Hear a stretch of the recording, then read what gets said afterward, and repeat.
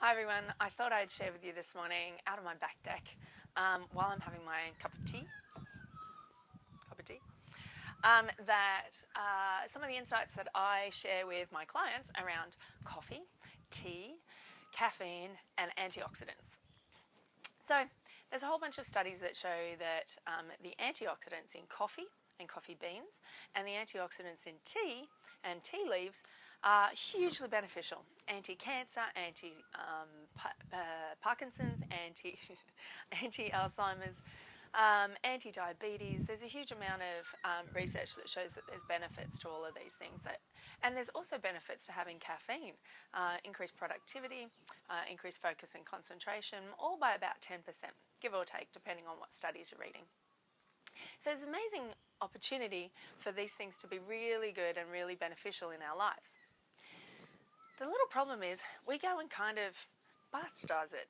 We end up having caffeine and antioxidants and all the wonderful nutrients that come with those plants in with a whole bunch of cow's milk that blocks our ability to absorb those nutrients, a whole bunch of sugar, which changes our risk factors for all of those things that we talked about the benefits for.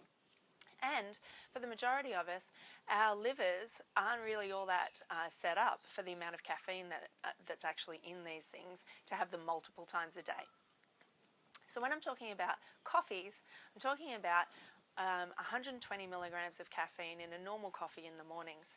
This has a half-life of around about 8 hours. So 8 hours after that, you've still got 60 milligrams of caffeine in your system midway through the afternoon. And then you've still got another 30 milligrams early evening.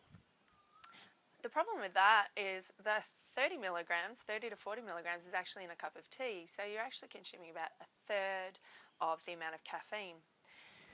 Now, your liver can't metabolize any quicker than that, and it doesn't matter how many cups of coffee you have, you're still not going to be metabolizing that any faster, generally.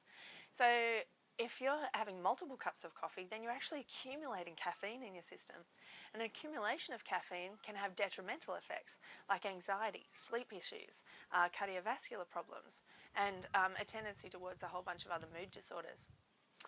So if you've got any of those types of things happening, or if you've got a little issue with headaches or detoxification types of issues, like irritable bowel types of situations where tummies are doing funny things, or if you've got a way of not getting rid of toxins and you're having issues with your skin, then halving the amount of coffee that you're actually consuming might be really beneficial. This is even further kind of replicated when it comes to anyone who's drinking coffee while they're pregnant. Your liver is about this big. A baby's liver at 12 weeks is about as big as my little fingernail. And the little problem there is this liver takes 8 hours for that caffeine to be metabolized. This one takes 128 days. So next time you're thinking about having your multiple cups of coffee during the day, have a little consideration for what your body's actually going through biochemically, and maybe it's time to swap over to a cup of tea, or maybe even some herbal teas that are actually really nutrient dense, really beneficial, and we can talk about that on another video. I hope you're having an amazing day. Enjoy your cuppa for the day, and enjoy your weekend. Bye.